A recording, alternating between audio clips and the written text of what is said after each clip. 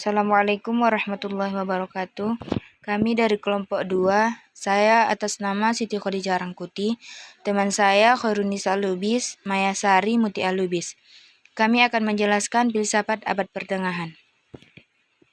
Tokoh filsafat abad pertengahan, yaitu yang pertama, Plotinus. Plotinus lahir di Mesir pada tahun 204 Masehi di daerah Lycopolis yang pada masa itu dimulai oleh Roma. Plotinus mempelajari filsafat pertama kali dari ajaran filsafat Yunani. Plotinus menulis karya-karyanya dalam usia 50 tahun. Ia membangun sebuah sistem yang disebut Neoplotisme. Nama tersebut sering tertukar dengan nama Pinto. Pengaruhnya sangat besar terhadap teologi Kristen dan masa Renaissansi. Plotinus juga sangat terkenal sebagai filosof pertama yang mengajukan teori penciptaan alam semesta.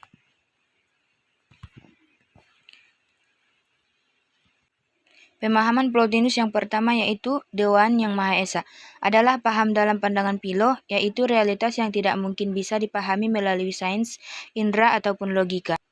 Yang kedua, The Mind, adalah merupakan gambaran dari Yang Esa yang di dalamnya terdapat dialih Plato. Yang ketiga, The Soul, jiwa, adalah merupakan makna satu jiwa dunia yang mempunyai dunia-dunia kecil. Jiwa dunia dapat dilihat dari dua aspek, yaitu aspek intelek yang tunduk pada aspek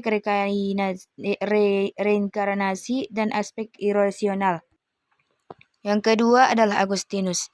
Agustinus adalah seorang pujangga gereja dan filsuf besar, lahir pada tanggal 13 November 354 di Tagaska, Numidia atau sekarang Algeria.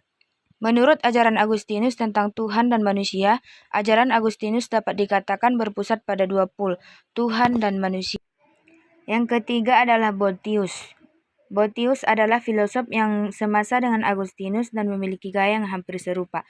Bukunya yang berjudul The Consolation of Philosophy tentang penghiburan filsafat merupakan buku filsafat yang klasik yang ditulisnya selama di penjara Doric di Italia. Selain buku itu, ia juga menulis karya-karya yang berpengaruh pada abad pertengahan. Ia juga menerjemahkan karya-karya Aristoteles. Ia dikatakan sebagai penemu quadrivium yang merupakan bidang studi pokok pada abad pertengahan. Tokoh yang keempat yaitu Anselmus. Anselmus, uskup agung Canterbury, lahir di Aosta, Italia sekitar tahun 1033. Asal istilah abad ke-8 adalah penggunaan untuk menunjukkan periode pemikiran pada tahun 1000-an, yaitu antara masa jatuhnya Imperium Romawi dan Renaissance. Abad ke-15, seorang tokoh yang terkenal abad ini adalah St. Anselmus. Dialah yang mengeluarkan pernyataan Credo ad Intelligem. Saya percaya agar saya mengerti. Artinya, dengan percaya orang mendapat pemahaman lebih tentang Allah. Pernyataannya yang dianggap sebagai ciri utama abad pertengahan. Yang pertama, argumen gerak diangkat dari sifat alam yang selalu bergerak. Setiap yang bergerak pasti digerakkan oleh yang lain. Sebab tidak mungkin suatu perubahan dari potensialitas ke aktualitas bergerak tanpa adanya penyebabnya. Dari sini dapat dibuktikan bahwa Tuhan itu ada. Yang kedua, sebab yang mencukupi. Sebab pasti menghasilkan musabab. Tidak ada sesuatu yang mempunyai sebab pada dirinya sendiri. Sebab itu berarti membuang sebab sama dengan membuang musabab. Oleh karena itu dapat disimpulkan bahwa Tuhanlah yang menjadi penyebab semua musabab. Yang ketiga, kemungkinan dan keharusan atau possibility and necessity. Yang keempat, memperhatikan tingkatan yang terdapat pada alam ini masing-masing, berkelebihan dan berkekurangan. Misalnya ada yang indah, lebih indah dan terindah. Dengan demikian sebab tertinggi menjadi sebab tingkatan di bawahnya.